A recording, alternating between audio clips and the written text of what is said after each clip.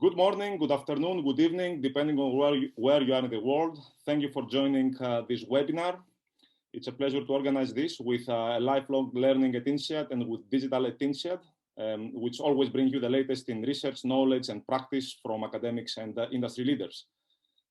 This is the first of the webinars we have on a topic which is, of course, very current and also looking towards the future, around career decisions, management, and leadership in a data and AI world. This is a seminar of series of 4 webinars, once every month. And it's around the following topic and related to a project we did with my academic and industry partner, Caroline Zimmerman, with whom we'll run these webinars together as starting today, of course, around the following question. How can we help the world, meaning yourselves and the organizations, to succeed? Of course, your success is highly related to your organization's success. One brings the other and vice versa. We've seen lots of potential failures and negative statistics out there in some ways about, for example, insights from analytics and data that fail. This is just one of those statistics. Whether a number is 20% or 30% is definitely not very high. And we embarked with Caroline to study this question about success with data and AI through the lenses and experiences of industry leaders. So we talked to a few dozen industry leaders around the topic, and we structured those 4 webinars we'll discuss around 4 key chapters, if you like. First, to succeed in careers and organizations on the data and AI world, you need skills, of course. And the question is, what are the best skills, or the skills, if you wish, that need to match with the context, as the context is changing towards more data-oriented cultures and organizations. Next, you have to make sure in the organization the structure is appropriate. The data capabilities, in quotes, as we'll discuss, is linked to the business in appropriate ways, in order to increase the collaboration, in quotes, between data, technology, and business, in order to achieve improved decisions. At the end, you all have to make decisions. Executives, managers, everybody has to make decisions, and the question is, how do we use data to make better, inform them better. So we have organized our webinar series along those 4 themes. Let me start just to briefly review the next 3 webinars. So we have ones every month. The second one is on April 14th on leading an impactful data team with Sanjeev Vanbala and Gilad Lotan for BuzzFeed and ITV. Next in May with 2 people from the fashion sector, very different kind of profiles, but you will see lots of similarities there on enabling data-guided leadership and decision-making. And finally, in June, on bridging the gap between the poets and the quants from Yelp and Amazon. Today, we are starting with 2 leading industry experienced experts, one can easily say, from the space of data and business. We have with us Katia Walsh, who is the Chief Strategy and Artificial Intelligence Officer at Levi's, and Jeff McMillan, Chief Analytics and Data Officer at Morgan Stanley, 2 old-timers and very experienced in the space. Thank you very much, Katia. Thank you very much, Jeff, for joining us. Well, thank you very much for calling me an old-timer. Fantastic. Looking forward to exchanging with you. We'll structure today's webinar on 3 sections, if you like, 3 subtopics, part 1, 2, 3. On the first one, we'll talk about basically skills and careers. And in each subtopic, we will also reflect on some quotes that summarize some potentially controversial or maybe not ideas from our study with Caroline. And we'll also ask you for a poll about those ones. The second part will be about making a transition to a new organization. What do you look for and how do you set up yourself for success if you go to a new organization as a business leader and, of course, or potentially as a leader of a data team or either. And finally, the organizational context for success. Starting from the first one, and just to share with you a couple of kind of initial insights before I pass the floor to you and to our guests. On skills and careers, one thing to emphasize is that what we saw with Caroline over this study was a lot of interesting surprises. Of course, things are surprising usually when you first hear them, and the best surprising things is when they become obvious after you hear them. Just to give you a glimpse of what are potential surprises as an example. Here are 3 surprising, in quotes, skills to succeed for business leaders today to succeed in the following sense. Succeed as in the sense of leveraging data and technologies like AI for personal and organizational success. Data is a tool for influence. Therefore, you need to be a bit of a politician. It's important to understand the art of the possible with data and AI. This is not just asking the right business questions today, but also the right and innovative business questions for tomorrow. So be an innovator. And finally, it's not about data if they cannot be communicated. Storytelling with data is another skill that comes top in the agenda, the communicator. This, of course, in addition to other skills that one would expect, analytical skills, technical skills, all those more quant skills, if you wish. In addition to those, these are, in a sense, surprising, ex ante, ex post, pretty clear once you hear them. Now, again, the interesting thing here on the skills, and we'll come back to this in a second with Jeff and Katia, is the breadth of skills and diversity. Let me start with the first part of our series, of our webinar today, by first asking you to do a poll. We'll start with a poll. In every part we have a poll, and then after that, Caroline, please, will take the floor. So here's a question for you. I hope the poll is technology is behind working. The chief data and the data officer role will become obsolete. In 10 to 20 years, you'll have data literate business leaders. How much do you agree or disagree with this statement?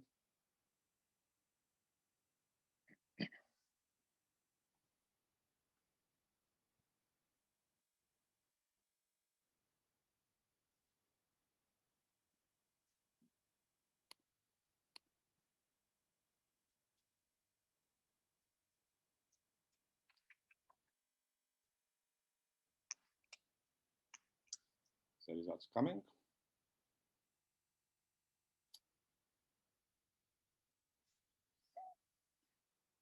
Somewhat agree, somewhat disagree, mixed. Interesting. Caroline, the floor is yours. Thank you. So Katia and Jeff, thank you again for joining us today. And I think Theos mentioned that these are quotes from people that we've interviewed, right, throughout the study that we've been conducting. And it would be great to get your take on this statement. And, you know, if you could, really drawing on your experience to explain a little bit where you fall on the agree to disagree spectrum. Katia, do you want to go first? Oh, great. Okay, Jeff, super. I was going to say ladies first. Go ahead, Jeff, you're on a roll. Okay, so what I would say is, I half agree. So I think that, you know, personally, what I found in my job is that my effectiveness, and I've been in my job 5 years, that my effectiveness started to tap out. And what the gating factor in large part was the engagement with my partners and their capacity, their willingness, first of all, their motivation to engage, and secondly, their competency to engage in matters around analytics was honestly probably the most important factor for success. So if I took my most middling member of the team or bottom quartile member of the team from a data scientist, and I paired that individual with my most motivated, capable business partner, I would always produce better results than if I had my grade A #1 data scientist with a mediocre business partner 100% of the time. And that what I found was the most important driver of success was less about, and not to say that we'll talk about developing teams and that the most important driver of my success was about educating and building strong relationship with my partners. So I don't think this job's going to go away. I think this job's going to be here for a long time. But I do agree with the sentiment that if organizations are going to become more capable and drive more value, that the centers of influence of data are going to have to broaden out from my job and Katia's job, because honestly, we don't make the money. The money is driven by the people that sit in marketing and sales and product and whatnot. And if we're going to be impactful, those people are going to have to embrace these capabilities And our great ideas are only meaningful if they're embraced by those people that we're partnering with. So I would say, I think that quote is half right. And I think our effectiveness is really a function of our ability to partner effectively with those people that that we work with every day. Great. And Katia, did you want to respond as well? I do. So I would say there are two parts to this quote. One, there are many different flavors of chief data officers. It's a constantly evolving role. And what started as a risk management and governance role in financial services then evolved to chief data and analytics officer, which has now further evolved to chief data and AI officer. And I'm saying this as someone who has been the first head of analytics at a major financial services company, the first chief data and AI officer at the largest telecommunications company in the world, and the first strategy and AI officer in the whole retail and apparel industry. So it is a very different role, and I myself am a very different first chief data and AI officer in the various years industry. I don't know what the last thing you heard was. What I was going to say was the second point in response to this quote is that this role, as phrased as chief data officer, is already obsolete. In fact, it was obsolete when it was first started. It's not that it's not necessary, but you can never have just a chief data officer, regardless of what our titles may say. It's a combination of digital, data, and AI. Digital makes data big. Big data makes AI possible. And it's AI that makes digital smart. So you really cannot separate the data part alone from the AI part, which would be separate from the digital part. And I think that connects to something that Jeff mentioned, which is we don't make the money. Actually, I disagree with that. We don't make the money alone.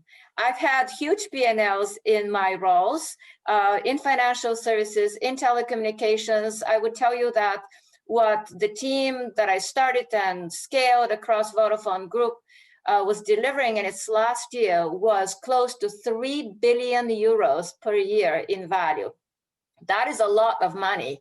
But of course, there's no way I could possibly do this alone. And I don't mean just the team I had started and was leading. It was, of course, together with customer value management, with operations, with customer service, with network, etc. So we do make money, but we cannot make it alone. Absolutely. So partial agreement, partial disagreement, but good to see the provocation with these quotes. Thank you.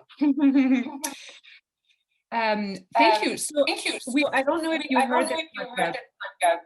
Here's some echo.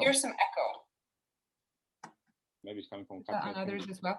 But anyway, so I think that it would also be great. So we were going to start with Jeff, and then Katia, would be great to hear from you as well. It's just a little bit for everyone to hear a little bit about what your career journeys have been and how you've gotten to your current positions, because you've both come at it from pretty different angles. So Jeff, do you want to maybe lead the charge on this one?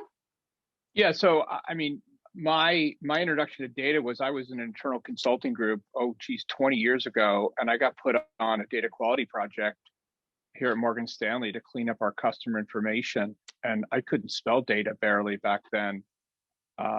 And 3 years later and $30 million, we built out, our single source of customer information, product pricing.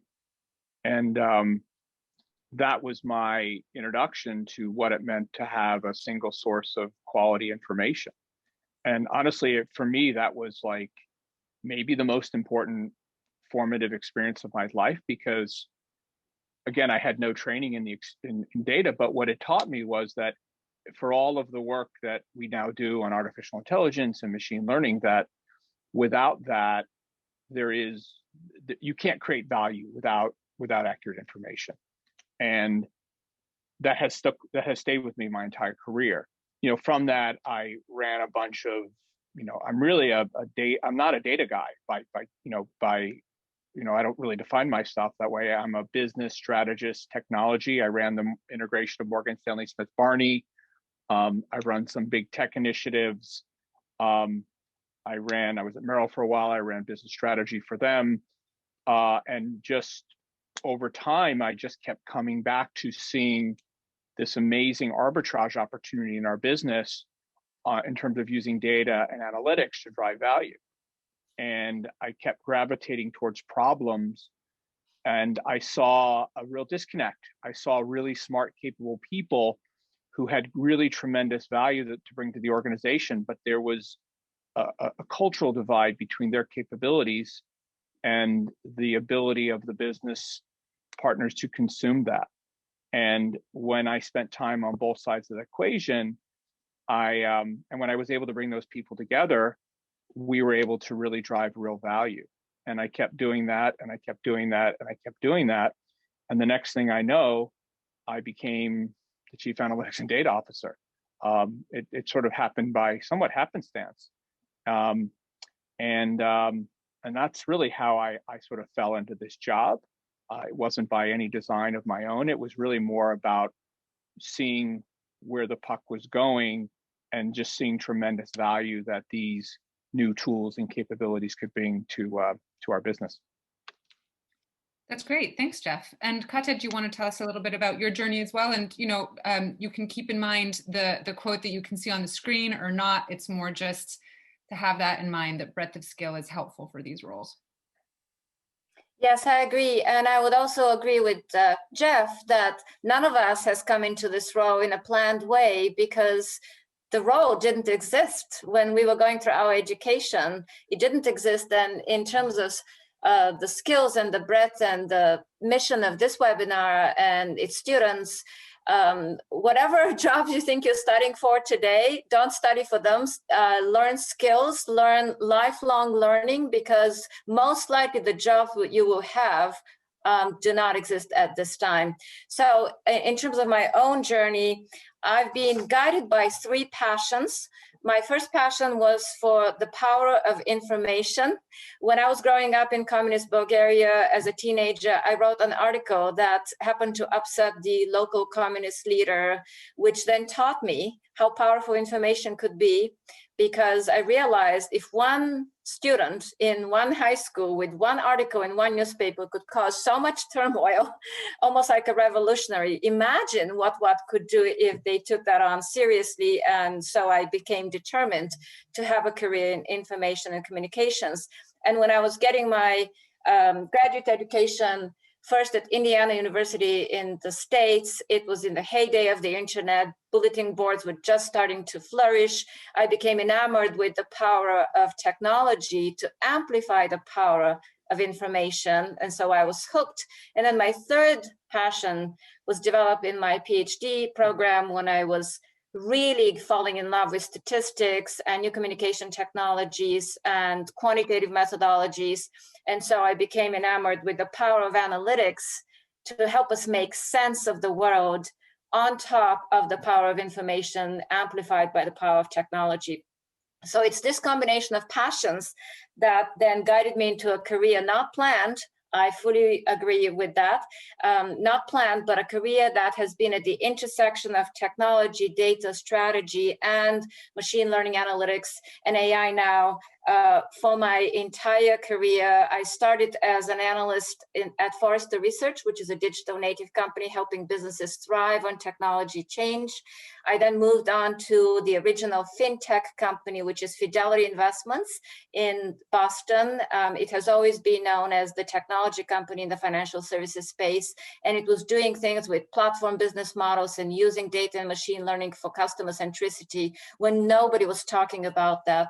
So I learned that, I grew up in that, and then I went to Prudential Financial, which is where I got a chance to transform a 140-year-old company using what I'd learned at Forrester and Fidelity.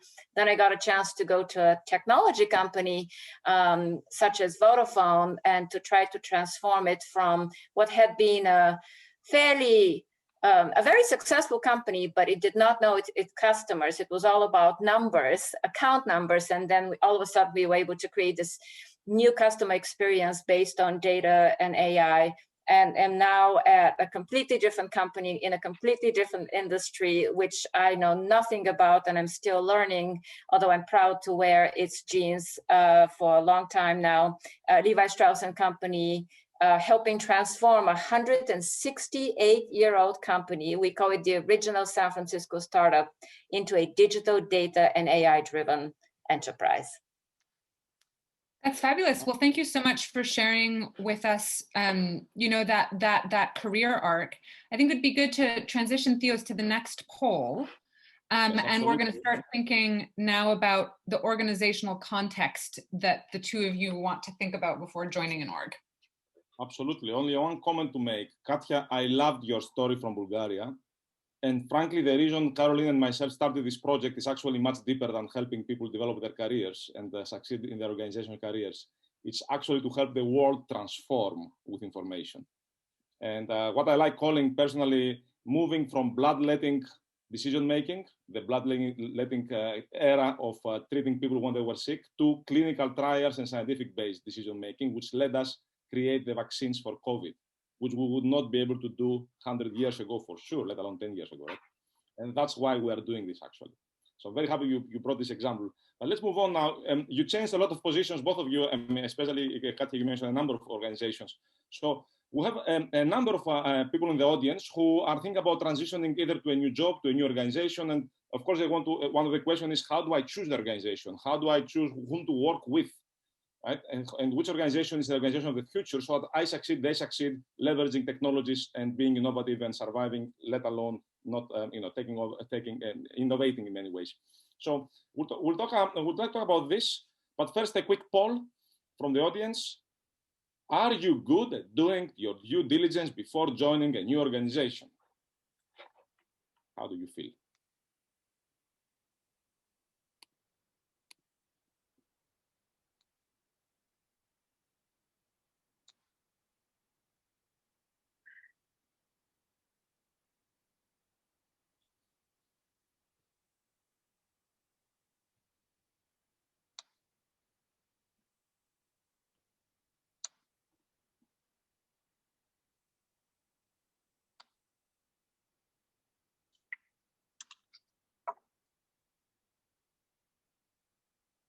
Well, again, a bit mixed. Lots of people who are, not many who are strongly agree, only 14% strongly agree, so there is obviously space for improvement. So let's move to that. When you are considering, obviously we don't imply here you plan to move, especially in this discussion, but if you are considering joining an organization, and one of the questions in your mind is, would this organization succeed in being innovative and leveraging today's technologies, the data and the AI related technologies? How do you think about this? Here is a quote that for us was quite insightful, with the word data capability underlying, which says, if all the CEO says, I need you to help me to build a data capability, run away from that. Does this resonate with you? Does it mean something to you? Katia, maybe we can start from you. You are muted. Yeah, I go. I mean, some of it resonates. It's always about the context, and you did the interview, so you know best what the context of that particular story is. I think it's good when a CEO talks to you about his or her commitment to building a digital data and AI capability. If you don't have the CEO's commitment, vision, support, then you should definitely run away from it. So I don't agree that one should run away.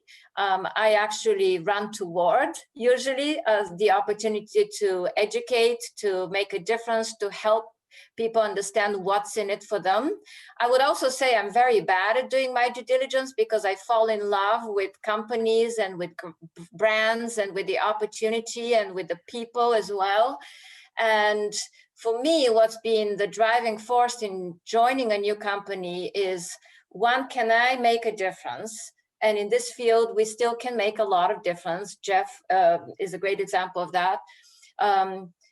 Two, is it a company that does good in the world? And I know it may sound trite, but the world is so fragile, especially now. So I really look at the values of the company. And one of the reasons I joined Vodafone, for example, is because that same year when I joined, it was featured as #1 in the world for doing well by doing good because of its M-Pesa offering, which is a micropayments innovation that helped millions of people in Africa become economically independent and develop new businesses. And of course, that's all connected to data and new business models. In the case of Levi's, it's an amazing platform for good in the world and social impact. So I do look for that because at the end of the day, you want to be so passionate about helping the right company make the right changes for the right reasons. So when I find a company like that, I run toward it and I do not regret it. I hope this helps. Yeah, thank you, Katia. This is great, purpose-oriented. Just to give some color, and Jeff, I'll pass to you. This relates a little bit to the next quote. And basically, it was coming from somebody who was saying, if the CEO, and I'll give you some context, you are absolutely right, Katia. If the CEO just read in the morning in the newspapers that data is important, so I have to build the data capability, that's a setup to fail situation. I want to work with CEOs and leadership teams who actually already know specific measurable business impact projects for me to start from. And basically there was the difference between data capability building, which of course is absolutely necessary as you are saying, and it's good to have the top-down support for that, absolutely, versus or in addition to business metrics, for example, like what this quote says, which the first 50 days, I already declared what we're going to do thematically and how to make my business partners succeed, basically. Jeff, you can combine the two quotes and maybe also tell us a little bit about the following. How do you do due diligence to a leadership team, to a company? And how do you plan your first 100 days in a new role in an organization? If you were to do this again from scratch, let's say, given what you know. Yeah, so I'll take that one because I'm sympathetic to the issue that you raised. I mean, it drives me nuts, particularly in the consulting space, and no, all due respect to the consultants on this call, when they're like, be an AI company in less than 100 days. Like, I don't want to be an AI company. I have no aspirations to be an AI company. It'd be like saying, 100 years, I want to be a phone company or a fax company. Like, it's an absurd concept. Like, these are just tools. These are tools that help your organization do better. And by the way, they are powerful tools. They are, in some cases, transformative tools, but they are tools. And the goal of these tools are to drive better productivity, to drive revenue, to drive efficiencies. And what can happen sometimes is the tool can overcome the narrative. And we sometimes lose sight that in the end, we're trying to drive value. And I'll just, to answer, sort of tie that into the next question about 100 values. I started this job 5 years ago. And I was all eager to throw my machine learning algorithms at every single problem that I could bring to bear. I was so crazy enthusiastic about how I could do that because I saw such tremendous opportunity. And I'm in financial services, right? So I could give you a million use cases where these tools can really bring tremendous value to our business and to our clients. But you know what my business partners wanted when I talked to them? They just wanted access to their data. They just wanted to know how many things they sold yesterday.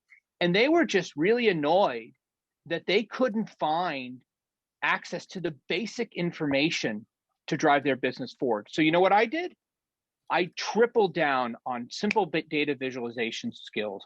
I trained their junior people to how to access. I built out my data warehouse. And what happened is that by doing that, I helped drive their business objectives. 2, I engendered tremendous trust. And then 3, I then created the buy-in to do the things that I thought were meaningful, which were building out our artificial intelligence capabilities and driving machine learning and doing this stuff because I had done the things that were important to them. And it wasn't me versus them. It was about us moving forward. And it was about driving the business objectives, right? It wasn't about my machine learning algorithms because in some cases, those tools are incredibly transformative. In some cases, for some use cases, they're a complete waste of time.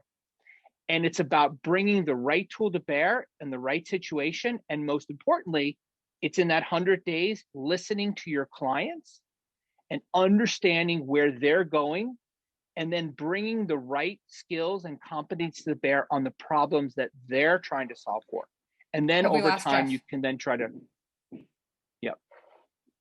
So this is, you mentioned the word listening in the first 100 days, which more or less what we hear from everybody. And you also mentioned the word of bringing data to people. And in fact, with Caroline, we remember when we talked with you for our project, you mentioned the word democratized data in many ways, which is a big, big change. But before we dive in that, Katia and both Jeff, just a very specific question. What would be 2 questions, let's say, 1 or 2 questions you would ask a CEO or a C-suite executive, your business partners, before joining a company, for you to assess whether this company is really committed and ready for you to jump ship and transform it with data and technologies? And that's 1. And B, what would be the first thing you would do? You mentioned already 1, listening, Jeff. What would be 1 or 2 things you would do your first 100 days? Any reaction on this? Katia? Well, I always start with the annoying question, why? It's like that child at 4 years old that is incessantly asking that question. Why is a very powerful question. To take the CEO in the story that you mentioned, why do you want to build a data capability? Because I read it in the paper? Wrong answer. Because McKinsey told me so? Wrong answer. Nothing against McKinsey or the other consultants, or Accenture, I see, is a sponsor of this webinar. It has to be, the reason has to be much more profound. It has to be well thought out, because the future of the company depends on it, because this is how we connect with our customers and we get closer to them, because this is how we can differentiate ourselves. There could be many reasons, but it cannot be because it was read in the paper or because someone else said so, or even because a competitor is doing it. That's also not a good reason. So the reason the question why is so powerful is because it brings us to the vision. You're asking a question about how you get started in a new organization. And what has helped me in now my 3rd act as someone building this capability completely from scratch in a storied brand global company is to think big, start small, and scale fast. And that's where the why comes to play, because the why gives us the think big, the vision. If you don't have a really big vision, in the case of Vodafone, it was, why is it that people cannot live for 2 minutes without their phone, but so easily switch the providers, the very same company that make that phone come to life? It was a very important question, why? And from that question, the vision became to make the company as indispensable to its customers' lives as the devices that it connected for them. So it's that vision that is so powerful. And then we start small in a focused and systematic way to deliver those wins, to deliver that value that Jeff was talking about in a very disciplined, horse with blinders way, not distracted, because the great thing about data is you can do so much with it. The bad thing about data is you can do so much with it. So you have to be focused and then scale fast. Thank you, Katia. Jeff, your reverse interview question to the potential new role and your first 100 days beyond listening? I would ask 2 questions. One's a riff on what Katia said. I couldn't agree more. I'd ask them, what are you solving for? And how do you think I could help? And if they said, I want more data, I want to use machine learning, like that's a bad answer. I want to hear, I'm looking to drive this segment. I'm looking to innovate with this product, and I'm looking to leverage data in this way. And I may not know how to do it, and I need help, and I need a partner. And I want to hear things like, I need help. I want intellectual partnership. I need your expertise. I want someone to come to table to work with me. That's one. The other question I'd ask, which is a micro question, is where's your data? And do you have it? And is it organized? Because I can't tell you how many organizations, when you come in as the chief data officer or chief analytics officer or whatever you want to call us, you could spend your first 3 years just doing a big data warehousing project, and by the way, get zero value for a long period of time. So you may want to just double check to make sure that your organizational, your technical infrastructure is in a good spot before you sign up, because you may just be doing a lot of infrastructure work and not be able to sort of move forward aggressively if the organization doesn't have the pipes to make you successful. Thank you, Jeff. And by the way, just to flip this, these are exactly the same questions for anybody, not just somebody in the role of Chief Data or Analytics Officer or AI Officer, but for any executive or any business leader who would like to go to an organization and get an assessment about how ready this organization is to be innovative using these technologies. These are great questions to ask independent of the role you are taking in the company. Let's move on to the last part regarding the potential failures and context, the organizational context for success. Because now you got in a new job, you spend your first 100 days listening and making sure that everything is in place in terms of data and infrastructure. But then you have to work more with your business stakeholders. Poll question: who are the best people to work with, and what makes a business leader, not a chief data officer, but a business leader, a business manager, successful in leveraging the data capabilities of the organization? Who are the best business stakeholders? There's a question for the audience. Agree or disagree?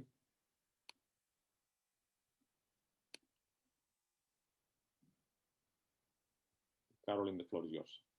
Thank you.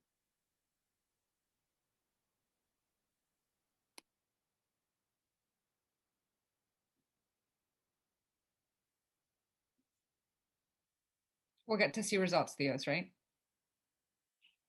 Yeah. As soon as, there you go.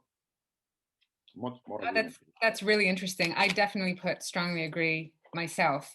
And I think that, apart from getting your reactions to this quote, I think what would also be interesting is figuring out which ones you answer. So it's not just like when you are in your first 100 days, but even later on, how do you get people to ask good questions, and how do you figure out how to prioritize them? Because Katia, as you said, there's so much that you could work on. What does start small actually look like? Like, how do you make sense of what is high value and low value? You ask. So first of all, I disagree with that statement because I think that all business stakeholders, not just for data and AI and digital, should be asking good questions. It's upon all of us. It makes us better people, better citizens of society, and of course, better business leaders as well across the board. There is this notion that this is such a new field that people say, I don't even know what questions to ask. That is a wrong notion.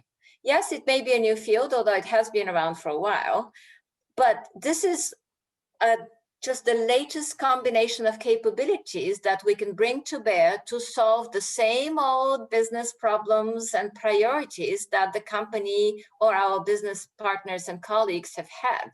So whatever keeps people up at night, that is the priority to focus this on, and that is the priority to choose as the initial start small. Start small doesn't mean start with small impact. It actually means start with the most important, the most impactful in terms of, yes, size of value, but ability to deliver it quickly, because people lose patience. Momentum needs to keep going. Otherwise, people will move on and the company will move on. So to summarize, I look for colleagues who are very clear about what they seek, are very focused and can help drive that focus. They're collaborative. They're open to trying new things because this is new, and they have to, by default, be not only open, but interested and supportive of trying new things. And they have to be intellectually honest. They have to just be good partners. That may sound basic as well, but it helps us all to work with people we like and to work with people that we find easy to collaborate with. So it's not asking a whole lot, and you'll notice it's not asking anything different from what you would seek in a colleague that you need in another field, even in the same or different company. Yeah, I think that's a valuable, it's a valuable reaction. And one of the things that we've seen in the interviews that we've been doing is this idea of it's not just, but picking projects is not just about what is most valuable to the company, it's also thinking about the people that you'll be working with. And usually there's a mix of people who are more or less convinced of the value of data to help achieve business outcomes, and that it's often important to figure out who your allies are, work with them, and then have them convince their colleagues to also look at this and look at the potential for these things, rather than you trying to convince them directly, because they're going to trust someone that they've been working with for 10 or 20 years more than you. So Jeff, it would be great to get your reaction to this as well. Well, first of all, I totally agree with Katia on this. And I was, I was here in the 90s. And when everyone was like creating their new head of internet development, and everyone was like creating a website. And if you had your website, like all the world was going to be a better place, right? And that was just after business process improvement, and we had a BPM, right? Like we just keep creating these new jobs. But the point that Katia made, which is the truth, is who were the best partners to work with in your digital strategy? Well, it was the people that were motivated, right? That had a point of view and that had good business problems to solve. So I think if you have an X and Y axis, one is important project, and two, open to engagement, right? You want to be in the upper right-hand quadrant. And people that, A, don't have important projects, you don't want to work with them. And people that aren't engaged, you don't want to work with them. And in big multinational corporations, there's no shortage of big problems, and particularly when you're early in your tenure, or at least in my tenure, you find the one or two people that are in that upper right hand quadrant, and you just get on board with them, and you drive it through aggressively. The second point I would make, because I think this whole thing about problem definition, some people just are really good at it, right? But I always tell my team, the single most important thing you do as a decision scientist is that you clearly define the problem that you're solving. And I will tell you, this is a failure for a lot of folks that work in this space, is they are so good at the analytics, but when they actually sit down and they say, what is the problem? And you can blame the customer on this, or you could blame the decision scientist on this, right? There's definitely a void that can exist, and spending the extra day or week or month clearly articulating the business problem up front is maybe the single most important thing you do in a project, and getting that right. And I know it sounds so simple and so basic, but I can't, in my own experience, it is the most important thing. And we actually have even a process where we go by and say, what is the business problem you're solving for? Do we agree on this business problem? What's the value they're going to create? And then everything else from the back end falls out from that. It's such an important part that I can't overemphasize enough. Do you have any sense why is it so difficult to do this? Because that's like, we keep hearing this, we know this ourselves. In the research, the same thing. We say in research in academia, the most difficult part is to come up with a research question, not the research answer. Why is it so difficult? Any of you, maybe, if you have any ideas. I think people are very focused on solutions, right? They go into problem solving so quickly, they go into answers, and they don't take the time to reflect and to socialize and to spend the time with their colleagues to really get underneath it. And they also come with such enormous biases. We all do, right? We all come and say, well, this is what I think the answer is, as opposed to saying, have we fully socialized what this problem that we're actually trying to define? It's so basic. And again, I'm not a psychologist, so I don't really have the answer to this one, but I see it a failure at all levels, from junior to senior people. And I think it's just, we have to constantly remind ourselves back to basics. What is the problem we're solving today? Do we agree on this problem? And then based on that, you can move forward. So you literally have like workshops or meetings or whatever you want to call them frequently to actually go through these questions in your teams, Katia, and process like this. We do. Fantastic. Theo, should we move to, I know that there were a couple more quotes, but I would suggest for the sake of time that we leave some time first. There are some really good questions in the Q&A. And those specifically, should I just jump in? I would say that the one that people are really interested in having the two of you answer is, do you need to be a data engineer or data technical expert to be the data and AI officer? That's something that we didn't get to, but comes up all the time. Is it more important to have business and transformation leadership experience rather than technical experience to do this job well? I can answer this. I would not say that you have to be a data engineer necessarily, but there is a certain critical mass of knowledge that one has to have. It doesn't mean you have to be formally educated, that you have a degree in it, but it is knowledge that one has to keep accumulating through life, especially in this field because it's so dynamic. In order to have credibility, because you are working with technical people, you are trying to attract technical talent. And at the end of the day, you will be accountable for results that include technical skills and methodology. So no, you don't have to be a data engineer. Yes, you do have to have knowledge in this space. And what's great about this space is we talked about breadth of skills, but there's also great diversity of talents. On this call yourselves, you can see very different people that have been successful in this field. And I would tell you, on teams that I've led, I've had certainly people with computer science degrees, autonomous agents and virtual agents and artificial intelligence PhDs, but I've also had a couple of people with no college degree at all. Both of them dropped out for family reasons in completely different companies and continents.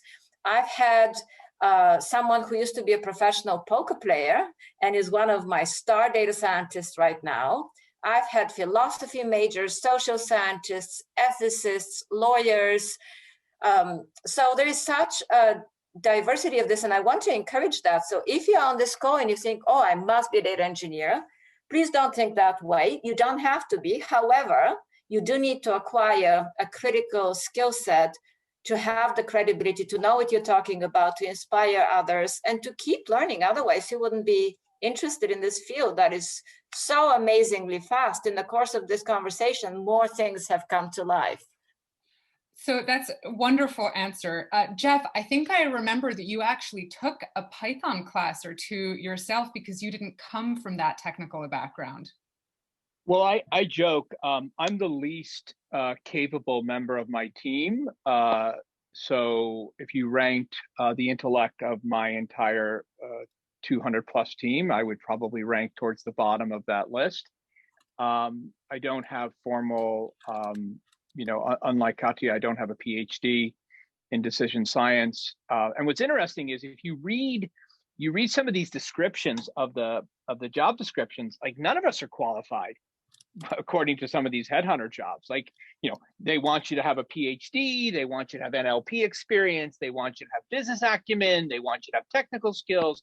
I mean, the truth is none of us are qualified for these jobs according to the specification. So I think the truth is what you have to do is you have to figure out what's demanding of the job, and then what do you bring from your skill set, and then what do you lack.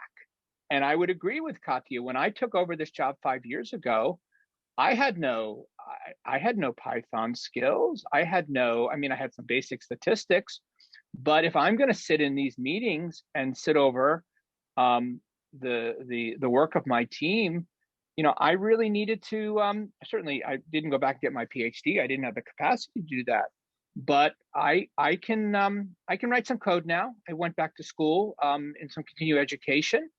I certainly know the statistics now, and I can certainly participate, and I can certainly consume and debate the output of that work.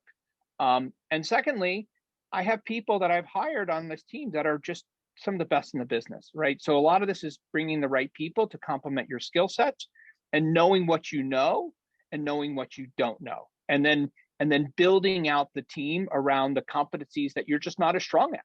Right. And maybe if I had deeper technical skills, I might hire folks that didn't have that. So I think it's about just knowing what your skills are and not, and then making sure that your team is really compensating and building out the full scope and breadth that's needed to be successful.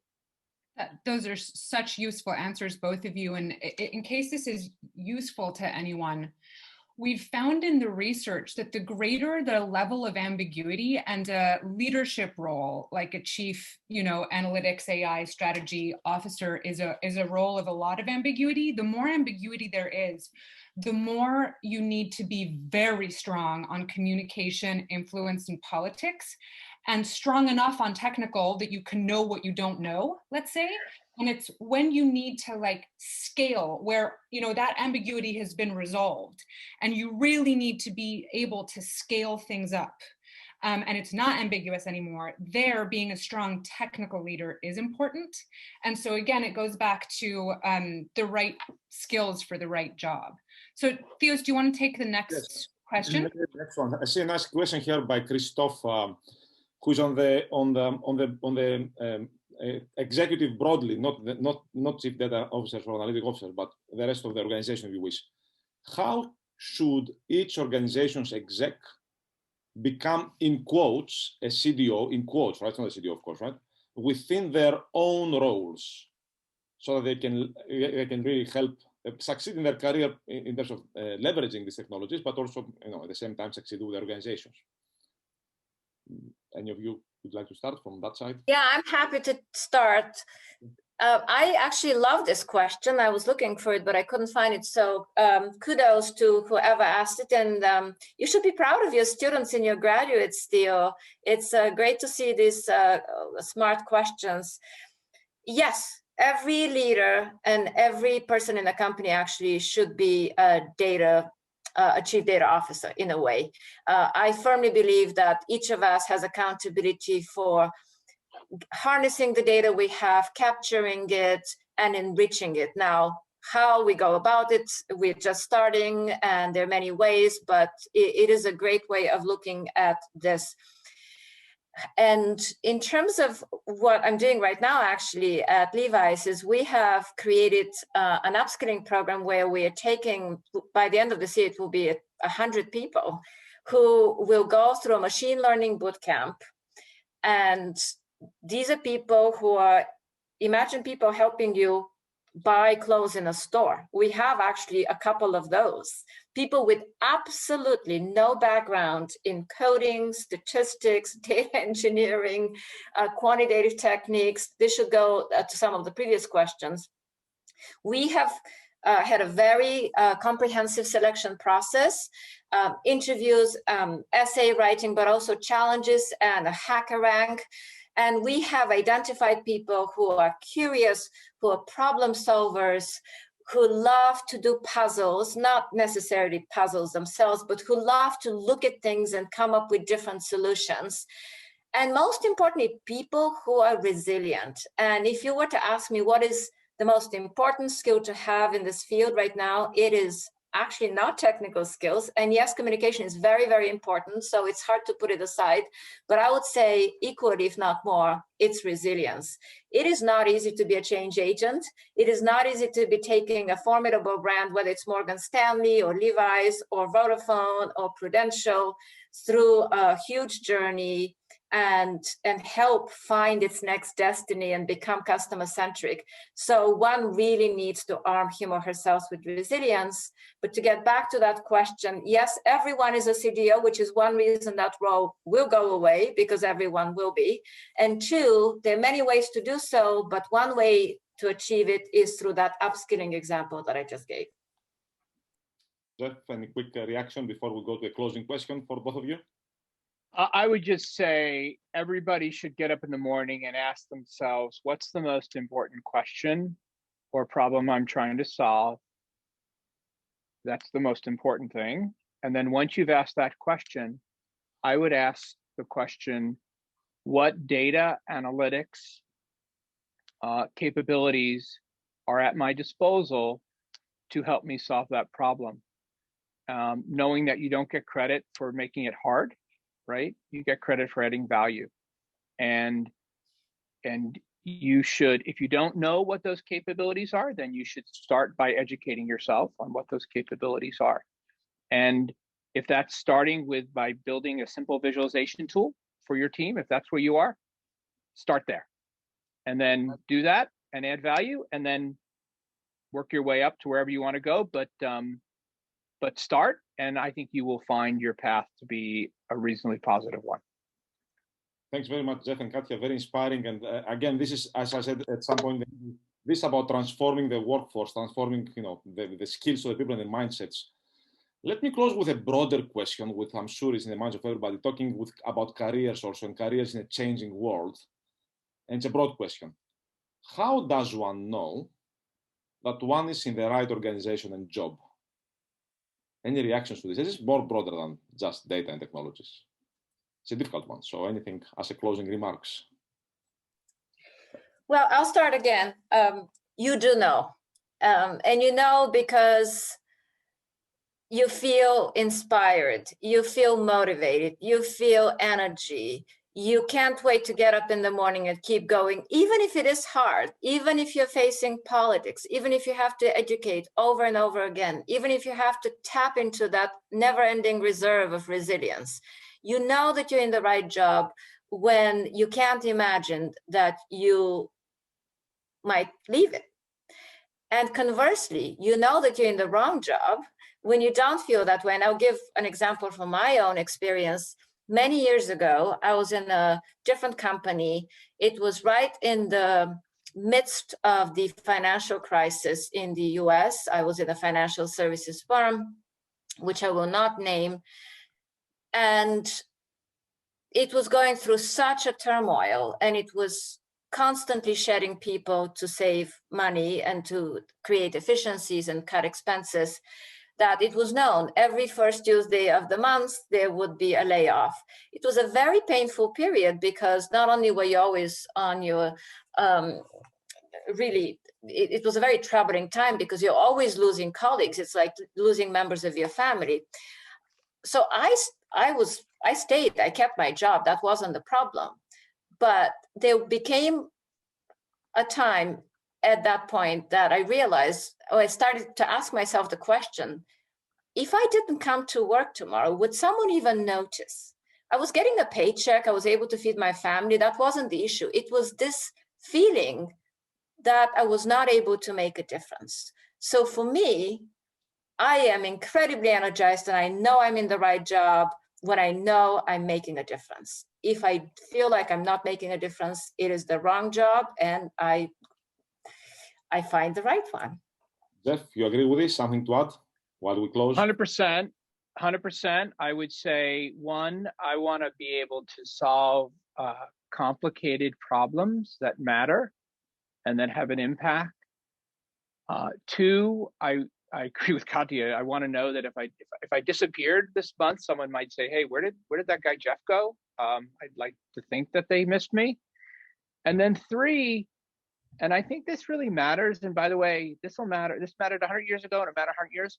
I want to be at a place that cares about people, that develops talent, that invests in each other, and that has a sense of like we come together and we're trying to do something as an organization, and that's more important than all the ML and the data and whatever. And I know we're talking about it, machine learning and all this other stuff, but like let's not forget that, because that's whatever the tool of the du jour is.